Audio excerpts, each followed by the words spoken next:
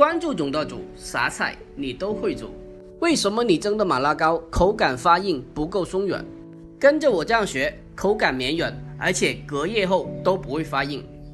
Hello， 大家好，我是总舵主。今天我分享一个马拉糕的做法。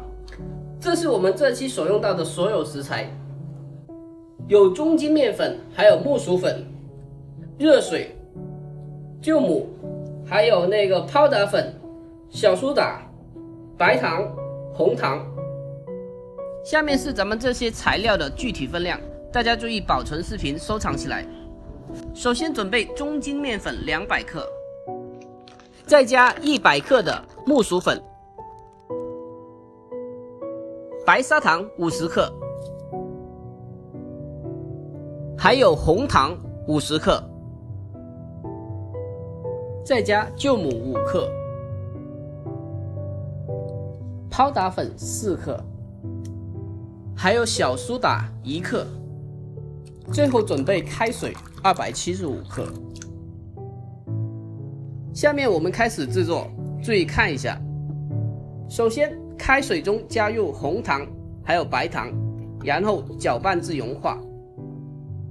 搅拌融化之后，把开水放凉至40度以下，然后放入酵母，再次给它搅拌均匀，拿开备用。下面我们开始调粉浆，取一个干净的盆子，放入中筋面粉还有木薯淀粉，再加入泡打粉4克。这个小苏打这一步先不用放，我们后续再放。然后把刚刚调好的红糖水倒进面粉之中，然后我们用打蛋器给它迅速搅拌均匀，搅拌成没有颗粒的面糊。然后用保鲜膜给它封起来，常温26度左右，醒发2倍大。醒发的这一个过程大概1个钟头左右。我家的猫咪肯定是饿了，叫得这么厉害。喵！这个小猫咪已经捡到半个多月了，我决定给它起一个名字，不如叫砂糖橘怎么样？砂糖橘，橘猫。给它做了一点米饭。我家这个小猫咪它不爱吃猫粮，不知道为什么，看来是真的饿了。你看 ，1 hour later， 这已经醒发2倍大了，这过程大概1个钟头。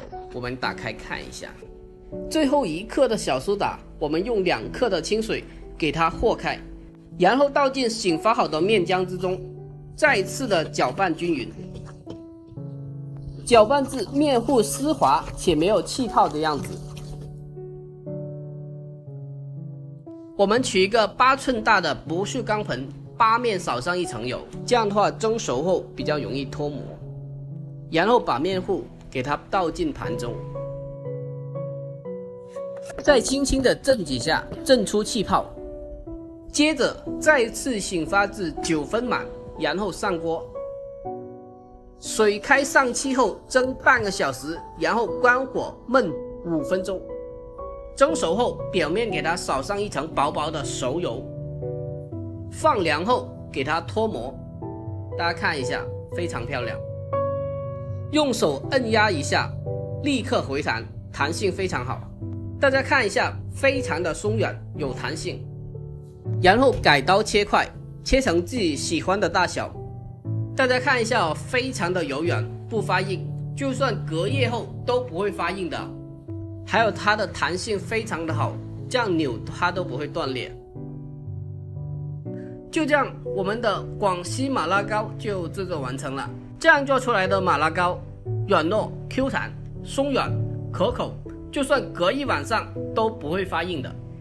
喜欢的可以双击收藏，我们下期再见。